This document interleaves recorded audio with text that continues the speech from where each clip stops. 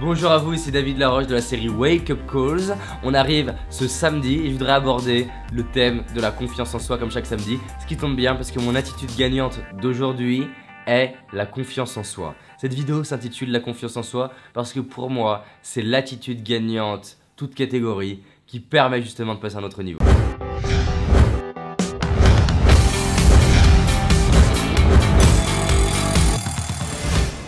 Avec la confiance en soi, vous avez quoi? Vous avez la capacité à oser passer à l'action pour obtenir ce qui est important pour vous.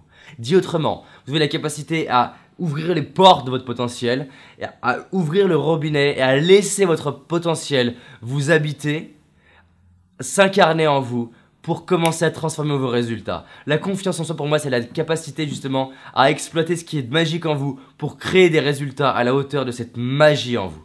Et pour moi, il y a 5 choses à développer, 5 choses que je voudrais vous inviter à développer aujourd'hui. La confiance en soi pour moi c'est mon thème de prédilection. 1, parce que j'ai été timide et que ça me touche vraiment de vous aider à développer votre confiance en vous. 2, c'est qu'après maintenant 4 ans de recherche sur les facteurs clés du succès, je me rends compte qu'il y en a un que je retrouve tout le temps, c'est la confiance en soi. Que ce n'est pas un truc qui se finit, ça veut dire qu'on n'a jamais fini de travailler sa confiance en soi. C'est vraiment un truc extraordinaire parce que peu importe là où vous en êtes, il y a des espaces où vous avez moins confiance en vous et c'est là où justement je peux vous challenger, vous aider à passer des paliers. Donc 5 entre guillemets pseudo sous-attitudes pour développer l'attitude gagnante qui est la confiance en soi. Pour moi la première attitude c'est d'être un explorateur d'inconfort. C'est un explorateur de zone d'inconfort. C'est d'être un Indiana Jones de l'inconfort. C'est-à-dire que si vous voulez développer la confiance en vous, vous devez prendre du plaisir comme un Indiana Jones à aller explorer l'inconfort. C'est pas seulement le faire pour le faire ou le faire parce qu'on vous a dit de le faire. C'est vraiment de vous dire je sais que c'est stressant, je sais que c'est pas facile, je sais qu'il y a du danger, mais j'aime bien aller explorer. Et si vous êtes un explorateur de zone d'inconfort, vous allez commencer non seulement à étendre votre zone d'inconfort, c'est-à-dire mettre votre drapeau sur des nouveaux territoires, mais surtout vous allez le faire dans le plaisir. C'est-à-dire que si vous voulez développer la confiance en vous, soyez un Indiana Jones de l'inconfort. La deuxième chose, c'est d'avoir le réflexe.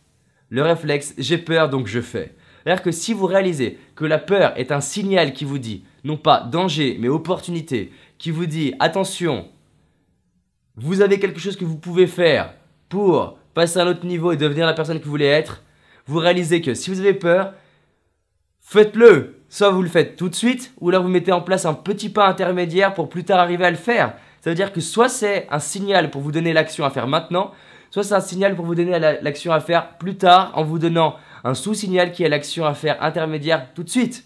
Donc la peur est un signal pour guider votre vie, c'est la boussole de votre vie.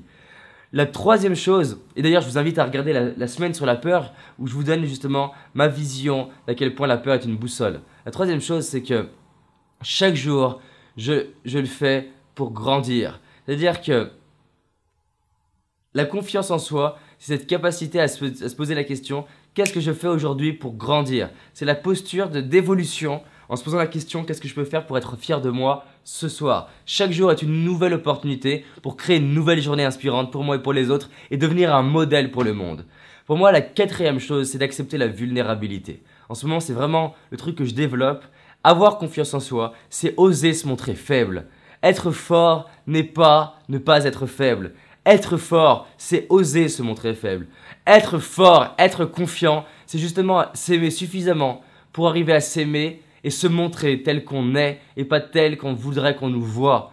La réalité, c'est que quelqu'un qui est vraiment confiant en lui, il est capable de se montrer sous son angle qui n'est pas le plus beau parce qu'il sait que 1, il est comme ça aujourd'hui et que 2, c'est pas en le cachant qu'il va pas le transformer. C'est justement en l'ouvrant au monde et en mettant de la lumière dessus qu'il va commencer à le guérir et à pouvoir évoluer à ce niveau-là. C'est pas en le cachant par peur d'être critiqué, jugé et dénigré.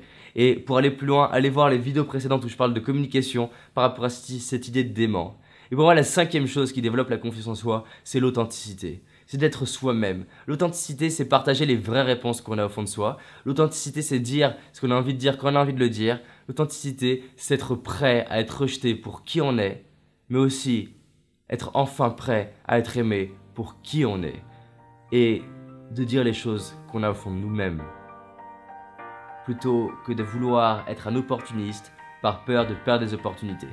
Donc, Soyez authentique auprès des gens, soyez authentique auprès de vous, et pour moi vous allez passer à un autre niveau.